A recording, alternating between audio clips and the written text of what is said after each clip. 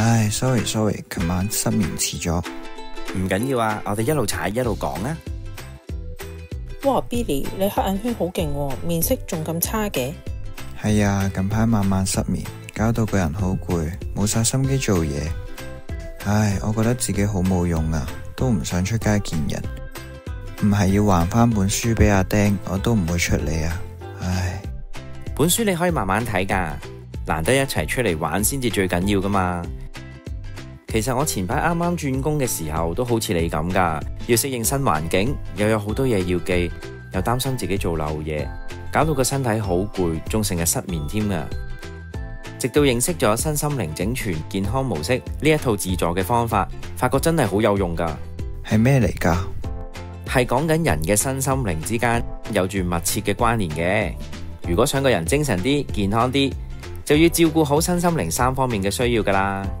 例如當身體又唔舒服，又或者經常都失眠，就好容易令到自己嘅情緒變得好敏感或者焦慮，跟住就會影響人際嘅關係，唔想社交，甚至影響對自己嘅價值嘅認同，會變得好冇自信㗎。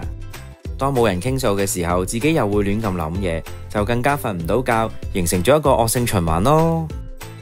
係啊，我都認同啊。上次我感冒完咗，成個人都謝晒，好在有朋友介紹我去睇中醫咋。調理翻好個身體之後，發現自己有翻啲胃口，身體健康咗，個人望落去又精神咗，心情都好啲㗎。心情靚，自然做嘢都會爽手啲啦，連老闆都讚我添啊！冇錯啊，仲有平時 keep 住做運動都好緊要㗎噃，就好似今日一齊踩單車咁啊，都係一個幫助自己建立身心靈整全健康嘅好方法嚟㗎。做運動唔單止可以促進血液嘅循環，仲會令到身體釋放多啲嘅血清素、多巴胺等等嘅快樂荷爾蒙，所以做完運動心情都會舒暢啲㗎。我而家每星期都會同老婆去公園散下步啊，又或者打下羽毛球，出翻身汗，既可以享受下二人世界，增進夫妻間嘅感情，又可以將日常生活中嘅煩惱同另一半去分享，宣洩一下生活上嘅冤屈氣。當心情得到紓解，個人就會變得平靜，夜晚瞓覺冇咁多嘢諗，自然就會瞓得好咗㗎喇。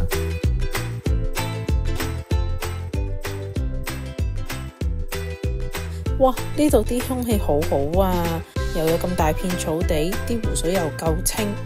真係喎，平時我嘅生活淨係俾啲高樓大廈包圍住，好少接觸到大自然。嚟到呢度見到咁靚嘅景，唔知點解我成個人好似放鬆晒啊！不如我哋就喺度停低休息下咯。好啊，好啊，親近大自然真係好療癒㗎，唔單止令人心情放鬆，郊遊嘅過程又可以活動到身體，好似幫自己充緊電咁啊！冇錯啊，元気です。唉，我之前就係掛住趕份 project， 少咗同你哋去行山做運動，日日淨係掛住對住個 mon， 擔心期限前交唔到貨俾老闆，成個人變得好急，好焦慮啊！又覺得自己好冇用喎。嗰時晚晚返到屋企，總係少少嘢就同老婆頂嘴，連親子時間都放棄埋啊！有一排仲成日胃痛，冇晒胃口，一食嘢就想嘔啊！搞到成個人冇厘神氣，冇晒心機。大家平時做嘢都咁忙，真係要好好照顧自己㗎。記得上次睇中醫嗰陣，醫師都有同我講，過思傷脾，過憂傷肺，情緒係會影響人嘅五臟六腑㗎喎。嚴重嘅話，仲會引發唔同嘅疾病出嚟添啊！係呢，你哋有冇聽過靜觀啊？我而家每晚呢都會抽少少嘅時間坐低落嚟，專注咁樣呼吸，同自己嘅內心傾下偈，容許自己有唔同嘅情緒感受，順其自然，個人慢慢呢都會變得好平靜，瞓覺都比以前瞓得好咗啊！而家當我留意到自己嘅情緒轉差或者壓力大嘅時候，已經唔會再好似以前咁樣諗埋一邊，淨係覺得自己嘅能力不足有問題。有時如果真係諗唔通，我都會主動去揾下身邊嘅人吐下苦水，有個人陪住一齊傾下偈，心情都會好啲㗎。Billy， 我哋永遠都會喺你隔籬㗎。係咯 ，friend 嚟㗎嘛，我哋好樂意做你嘅樹窿㗎。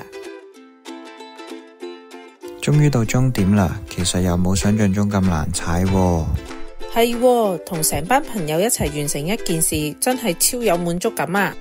啱啊，呢一份嘅滿足感正正就係滋潤緊我哋嘅靈性健康，就好似同大自然聯繫、做義工、寫日記，又或者睇下心靈成長嘅書咁，呢啲嘅活動都可以幫我哋認識自己多啲噶，了解自己嘅價值，揾到人生嘅意義，令到生活更加充實噶。多謝你啊，丁，今日你講嘅方法真係好好，我都要積極啲試下唔同嘅方法，令到自己身心靈都健康啲先。本身我都仲好迷茫，唔知道自己想點㗎，又擔心呢樣又擔心嗰樣，諗到個腦實晒，今朝連早餐都冇食。好彩有你哋兩個支持咋，我先明白原來我真正需要嘅係俾自己休息。踩完一日單車，而家個腦放空咗，冇咁多無謂嘅負面嘢諗，我知道自己係得㗎。啊，你哋肚唔肚餓啊？附近有間餐廳做緊放題特價，3人同行1日免費，我哋一齊去拆返餐，開心下啦！有特價當然梗係快啲去啦，但係生活呢就可以慢慢嚟，先照顧好自己身體，凡事順其自然，同時關心自己嘅需要，身心靈都健康啲啦，咁就唔使再做熊貓咯。好啦，我會注意噶啦。喂，既然係咁，不如就約埋你哋呢個禮拜日一齊去做義工啦。一於咁話啦。好啊。喂，咪住先，咁靚嘅日落，唔係唔影相啊？身心靈整全健康模式，強調身體、心靈同埋靈性之間存在着緊密嘅互為關聯，對一個人嘅整體健康同埋幸福，既可以產生相互影響嘅惡性循環，亦可以發揮互相補足嘅良性循環。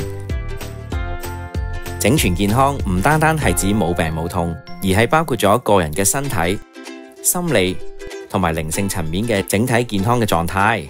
每個人都應該享受身心靈豐盛嘅人生。如果你想了解更多，請掃描 QR Code 聯絡我哋。